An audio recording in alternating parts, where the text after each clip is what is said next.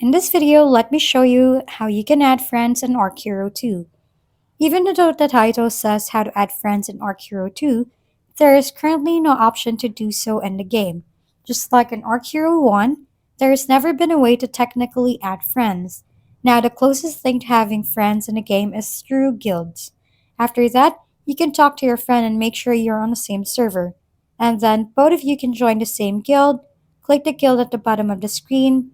Next, you can create your own guild by spending gems, or just join a random one together. Next, that's pretty much the only way to connect with friends in Archero 2 for now. There's no official word on whether an add friend feature will be introduced. After that, since this is a newer version, the developers might make changes and add the option in the future. Now just keep an eye out for updates. If we've been helpful, kindly give us a thumbs up and don't forget to hit the subscribe and bell button for more contents. For any questions and suggestions, comment down below.